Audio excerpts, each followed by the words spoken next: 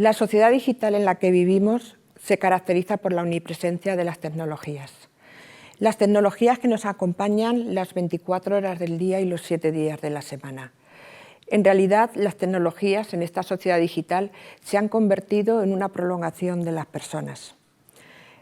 En mis recuerdos, cuando yo empecé a utilizar por primera vez un teléfono móvil, queda la idea de que yo necesitaba hablar con alguna persona que no la tenía cerca y utilizaba este dispositivo.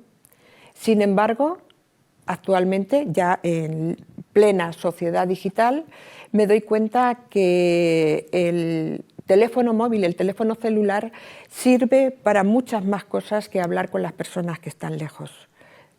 A mí, concretamente, me sirve de despertador, me sirve de recordar eventos, de calendario, me sirve para entrar en redes sociales, me sirve para hacer mi trabajo, contestar correos electrónicos, etc. Es lo que se ha producido en esta sociedad digital como convergencia tecnológica, convergencia de servicios, que lógicamente ha tenido como consecuencia una convergencia cultural. Todo el mundo de la información y de la comunicación ha tenido un avance tan espectacular que nunca había sucedido esto antes en ningún momento de la historia de la humanidad. Internet ha supuesto una revolución en el modelo de comunicación establecido, donde las nociones de tiempo y espacio se transforman. Internet es un medio masivo con una estructura facilitadora para que la colectividad pueda abrir espacios de formación y participación ciudadana. Sus rasgos definitorios más importantes son la no linealidad, la inmediatez, la tendencia a la heterogeneidad, la fragmentación y exaltación de las diferencias, la conformación de una estructura social en redes y comunidades virtuales y la posibilidad de interactividad. La ciudadanía debe aprender actualmente a moverse en un entorno rico en información, ser capaz de analizar y tomar decisiones y dominar nuevos ámbitos del conocimiento. En la transición entre la sociedad analógica y la sociedad digital podemos distinguir claramente tres épocas: la época de la modernidad, la época de la posmodernidad y, en tercer lugar, lo que yo llamo la época de la netmodernidad, donde vivimos en red. Obviamente la definición de ellas está muy clara y no hay superposición entre estas tres épocas. Por ejemplo, en la época de la modernidad, cuando teníamos una sociedad totalmente analógica, el progreso social estaba medido en función del esfuerzo humano. En esa época el conocimiento, la cultura eran inmutables, no existían verdades absolutas y de alguna forma no había ciberespacio. Existían medios de comunicación, pero eran los mass media, los medios de comunicación de masas. Cuando ya empieza la época de la web 1.0, aparece el primer conato de digitalidad en el sentido de que en la era posmoderna ya el progreso social ya no estaba medido en función del esfuerzo humano, sino que estaba medido en función del flujo de información. Ya no se consideraba la cultura y el conocimiento inmutables, sino todo lo contrario. Se empezaba a tomar conciencia de la mutabilidad. Y de alguna forma se empieza a desarrollar con el hipertexto una narrativa digital que nos hace ser menos lineales. Estamos hablando de la época de la web 1.0, como he dicho antes, y que, digamos, es todavía muy diferente a la época actual, que desde mi punto de vista sería la netmodernidad. La sociedad digital que tenemos actualmente es una versión beta de lo que va a ser en breve, porque el desarrollo de las tecnologías es de vértigo y no sabemos qué nos va a deparar en un futuro próximo. Pero lo que sí sabemos es que en la netmodernidad lo que define el progreso social es precisamente la capacidad de participar en la propia sociedad. Por supuesto, la cultura y el conocimiento ya se consideran híbridos, totalmente mutables, y estamos llevando a cabo una narrativa transmedia que implica que las personas empezamos a saber movernos por distintos medios, por distintos soportes, sin tener una fractura, digamos, de actuación entre unos soportes y otros. Estamos asistiendo ya realmente a una verdadera sociedad digital que se enlaza precisamente con la web 2.0. Desde mi punto de vista, los principios que rigen en la sociedad digital son principalmente los siguientes. En primer lugar, el principio de la inteligencia colectiva que enunció Pierre Levy. De esta forma, en la que un grupo de personas que ni siquiera se conocen se convierten y actúan al unísono, estamos desarrollando una forma nueva de sociedad digital. Por otra parte, el segundo principio con el que yo caracterizaría la sociedad digital es el de las multitudes inteligentes. Reingold nos habló de cómo personas que están trabajando al unísono actúan y piensan a modo de un cerebro común. Un tercer principio sería el de la intercreatividad, donde Tim Berners-Lee nos habla de cómo de forma espontánea en el ciberespacio, por las relaciones que allí se desarrollan, se crean ideas entre todos y todas. Y por último, el principio de la arquitectura de la participación, que es la que enunció Tino Relli, donde empieza a desmitificar el tema de la importancia de las tecnologías. Por supuesto que en el ciberespacio es muy importante que las tecnologías se desarrollen y que se inviertan muchos esfuerzos y dinero en ello. Pero, ¿qué sería del ciberespacio con una tecnología muy avanzada y sin la participación de la ciudadanía? La cultura de la participación es lo que define a nuestra era. Hasta este momento nunca se había participado tanto en ningún sitio. De hecho, en toda la historia de la humanidad estamos en la época en la que la ciudadanía participa más en la cultura de su tiempo. Las redes sociales, el desarrollo de las redes sociales ha contribuido mucho a la cultura de la participación y, de hecho, digamos que ha sido el gran empuje que necesitaban todo aquello que decía Henry Jenkins, teórico reconocido internacionalmente, donde hablaba de la cultura de la participación como una nueva forma de relacionarse, de entenderse, de transmitir de forma distinta, de forma transmedia, de consensuar, y una nueva posición ante esta sociedad digital. We're definitely at a moment of transition, a moment where an old media system is dying and a new media system is being born, an era when spectatorial culture is giving way to participatory culture, where a society based on a small number of companies controlling the storytelling apparatus is giving way to a much more complex mediascape where average citizens have the ability to seize control over the media technology and tell their own stories in powerful new ways.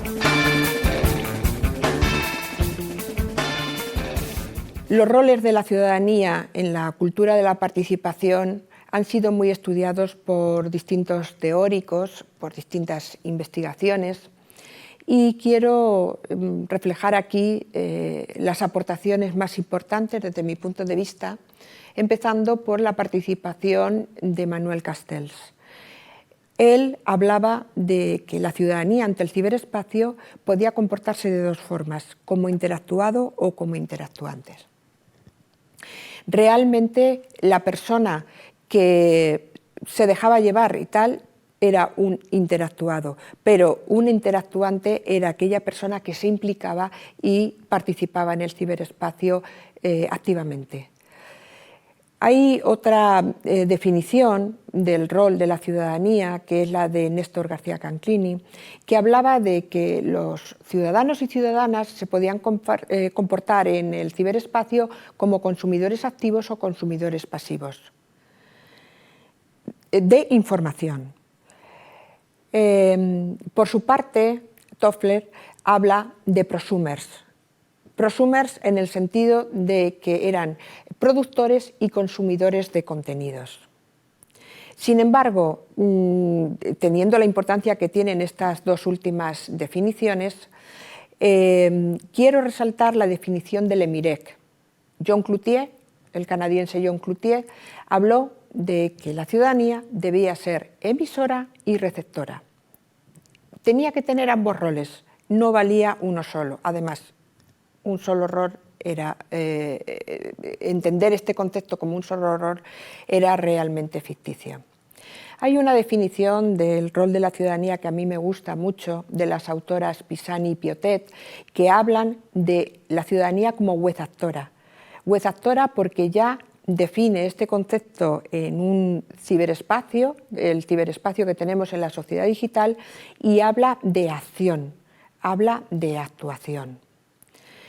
Bien, lo que está claro es que la cultura de la participación implica democracia, porque da la palabra a todo el mundo. Obviamente, ¿está todo el mundo cualificado? ¿Tiene las competencias suficientes para poder tener una palabra potente en el ciberespacio? Esa es otra cuestión en la que creo que tenemos que seguir avanzando. Pero si desde el ciberespacio mantenemos un modelo comunicativo horizontal, donde no haya jerarquías y donde cada cual tenga la posibilidad de expresar con su voz sus ideas, digamos que estamos dentro de la cultura de la participación y estamos avanzando en este camino. Precisamente el carácter tan cambiante de la sociedad hace que nos replanteemos dar una buena respuesta, adecuada respuesta a las necesidades que va teniendo dicha sociedad desde las instituciones educativas. Si nos damos cuenta, en las instituciones educativas no tienes ese avance tan destacado y de hecho se están impartiendo docencia, se está actuando en las aulas de la misma manera en como actuábamos en el siglo pasado, ¿no? Quiero decir, la sociedad ha cambiado, pero sin embargo la escuela sigue dando las mismas pautas. De hecho, no podemos decir que las tecnologías no se hayan incluido en las escuelas, pero el tratamiento que se da y el uso que se hace de ellas está más acorde con una enseñanza tradicional que con lo que está ahora mismo demandando la sociedad digital. Desde el movimiento y la filosofía de la educomunicación a la que pertenezco, esto nos preocupa muchísimo, es un gran problema y entendemos que desde las instituciones educativas tenemos que dar la respuesta que nos está demandando la sociedad digital, pero no la estamos dando. Educomunicación, desde nuestro punto de vista, es un binomio indisoluble que implica que cuando yo estoy educando en cualquier tipo de educación formal o informal, estoy teniendo implícitamente un modelo comunicativo concreto. Y al revés, cuando estoy comunicando, también lleva implícito un modelo pedagógico. Pensemos que en una enseñanza tradicional, el modelo de enseñanza es jerárquico. El modelo de enseñanza y el modelo de comunicación no son horizontales. Mientras mantengamos esto en contra de lo que pasa en la sociedad, por ejemplo en las redes sociales, estamos haciendo una disonancia gravemente perjudicial para la ciudadanía. La sociedad digital demanda un modelo comunicativo horizontal y un modelo distinto, el que propone la educomunicación, de educar. La educación mediática lo que propone es formar a una ciudadanía crítica y responsable y que sepa ejercer su libertad en el ciberespacio, en la sociedad digital en la que vive. Realmente se está produciendo al revés, porque esta ciudadanía está interactuando en las redes sociales en su tiempo, ¿no? en las tecnologías de su tiempo, pero la mayor parte de las veces sin unas competencias adecuadas. De alguna manera estamos abocando al engaño y a la manipulación a la ciudadanía porque está interactuando en un entorno que no conoce, un entorno que no controla. Entonces, todo el tema de la educación mediática asociada a los derechos humanos, asociada a llegar a conseguir una sociedad democrática y llegar a conseguir el triunfo de los derechos humanos en una sociedad pacífica es nuestro objetivo, es el objetivo de la educación mediática.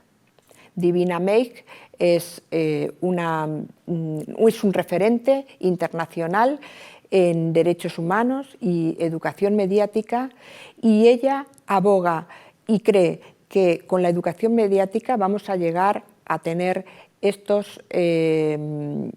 convivencia pacífica y democrática que requiere nuestra sociedad. La idea de los derechos humanos es una idea muy reciente, tiene 60 años. Los mismos años que la Internet. Y para mí eso no es un accidente, aunque tengo una visión bastante caótica y no lineal y no causal, ¿eh? Pero hay cosas, serendipity dicen, ¿eh? Cosas felices que pasan, pero que para mí muestran que estamos en esta ruptura y que esa ruptura tiene promesas muy interesantes. Derechos humanos, 60 años, Internet, la red colaborativa, la inteligencia compartida, el acceso infinito al conocimiento, tienen la misma edad, son jóvenes. En la historia humana es algo muy reciente, pero es algo democrático, es algo que nos hace mejores como seres humanos, más civilizados. La taxonomía de las 10 Ts es un constructo, producto de la investigación que hemos estado llevando a cabo estos últimos años, Carmen, Marta y yo. Es una serie de principios que creemos que debe cumplir cualquier acción educomunicativa, sea formal o sea informal. Esta taxonomía de los 10 Ts, por supuesto, tiene 10 principios que los podemos agrupar en 3 grupos. Todos los principios que tienen que ver con el rol del profesorado, todos los principios que tienen que ver con el rol del alumnado y todos los principios que tienen que ver con el desarrollo de las tecnologías digitales. Con respecto a los principios que tienen que ver con el profesorado, podemos decir que el profesorado, dentro de esta taxonomía, tiene un carácter mediador, un carácter facilitador del aprendizaje de sus estudiantes. Podemos decir que deja de ser el centro de atención de la acción educativa y se convierte o adquiere una tarea mucho más difícil, que es la de mediación. En ese sentido, podemos decir que el profesorado tiene que recrear de nuevo su acción docente, sus tareas docentes. El profesorado tiene que adquirir una responsabilidad en cuanto a la propia formación que tenga en sí mismo para dar sus clases y en cuanto a la transferencia del conocimiento que tiene que hacer desde las clases donde está interactuando. El profesorado se convierte en un protagonista distinto al que había en la enseñanza tradicional. El segundo bloque de principios de la taxonomía de las 10 Ts es la que tiene que ver con el alumnado. El rol del alumnado es distinto porque se convierte o se empodera en su propio proceso de aprendizaje. Y además de empoderarse y de responsabilizarse de su aprendizaje, también se corresponsabiliza del aprendizaje de sus compañeros y compañeras y del profesorado que también aprende en el proceso educativo.